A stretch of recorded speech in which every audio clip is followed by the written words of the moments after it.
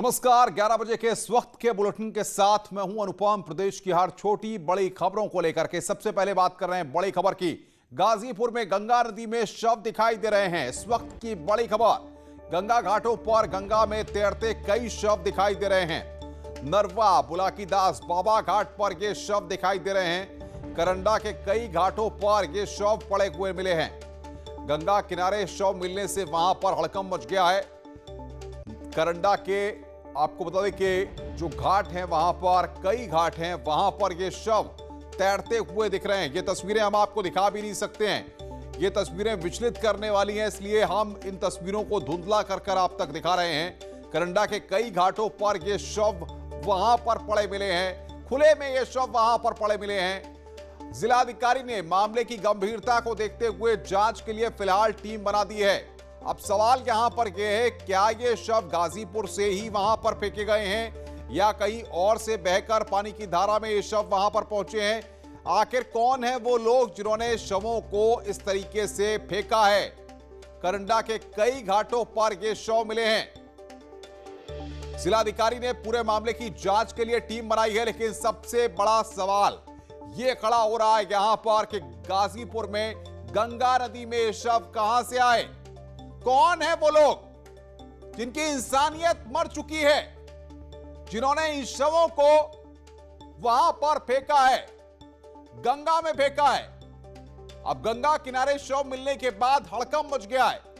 ये गंगा घाटों की तस्वीर इस वक्त हम आपकी स्क्रीन पर दिखा रहे हैं। नरवा बुलाकीदास बाबा घाट पर ये शव मिले हैं। करंडा के कई घाटों पर ये शव वहां पर साफ तौर पर देखे जा सकते हैं। अब सवाल यहां पर यह है कि ये शव वहां पर कहां से आए, जिस सवाल को हम लोग लगातार खड़ा कर रहे हैं और न्यूज 18 लगातार गाजीपुर के प्रशासनिक अमले से बातचीत करने की कोशिश कर रहा है, क्योंकि न्यूज 18 ये सवाल यहां पर खड़ा कर रहा है कि ये शव वहां पर कहां से आए।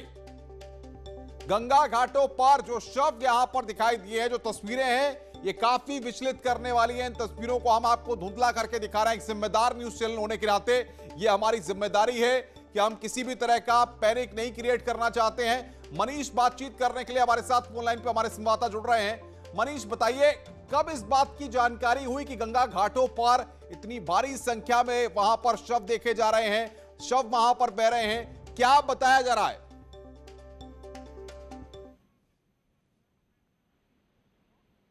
मनीष के पास हम चले, उससे पहले जिलाधिकारी हमारे साथ जुड़ गए हैं, मंगला प्रसाद सिंह, गाजीपुर के जिलाधिकारी।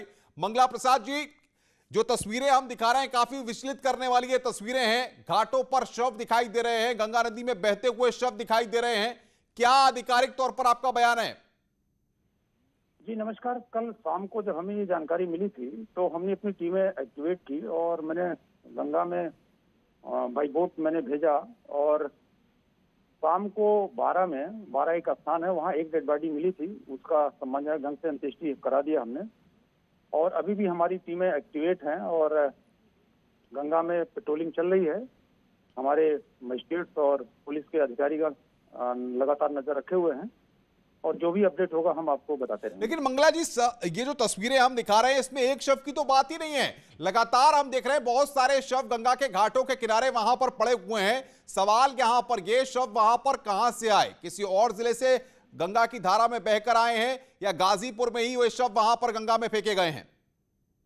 अब जो सूचनाएं हमें मिल रही थी उसके आधार पर हम भी इस बात की तहकीकात करा रहे हैं कि ये कैसे हो सकता है। और हमें ये भी पता चला है कि कुछ पंथ के लोग ऐसे भी होते हैं जो जल प्रवाहित भी करते हैं। वो सौदा नहीं करते हैं बल्कि जल प्रवाहित भी करते हैं।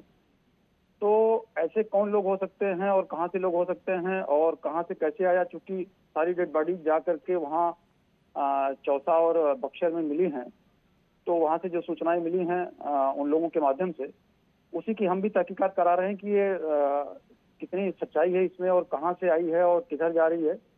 हमारी टीमें अभी पेट्रोलिंग लगातार कर रही हैं और जो भी हमें अपडेट मिलेगा हम आपको बताते हैं। मंगला जी, लेकिन सवाल यहां पर ये है, जो लोग उन तस्वीरों को देख रहे हैं, पक्षियां उनके शवों पर बैठ रहे हैं, जो बॉडीज वहां पर हैं, ऐसे में जानवर भी वहां पर आ सकते हैं। क्या अभी तक आपकी कोई टीम मौके पर गई है? क्योंकि लगातार जो शव वहां पर हैं उनको उनका अंतिम संस्कार कराने के लिए कोई प्रोसेस वहां पर शुरू हो रहा है?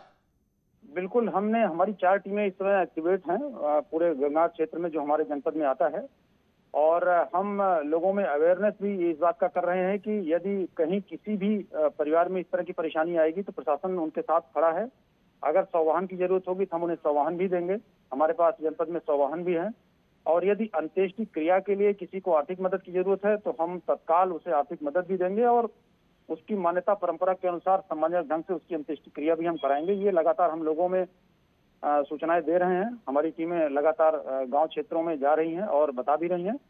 और कहीं इस तरह की बात आती है तो हम तत्काल उसको मदद देंगे। बट हम ये पता करने का प्रयास कर रहे हैं कि इसमें कहां से कैसे ये हुआ है और कितनी सच्चाई है, इसकी हम जानकारी ले रहे हैं। मंगला प्रसाद जी, बहुत बहुत शुक्रिया न्यूज़ 18 से बातचीत करने के लिए। जिलाधिकारी गाजीपुर यहां पर अपना आधिकारिक वक्तव्य दे रहे थे। वो लगातार टीमें बना करके कह रहे हैं कि हम पता लगाने की कोशिश कर रहे हैं। एक्सक्लूसिव तस्वीर यहां पर न्यूज़ 18 दिखा रहा है। अब सबसे बड़ा सवाल यह है कि जिलाधिकारी भी अभी ये नहीं जान पा रहे हैं कि ये शव वहां पर कहां से आए हैं।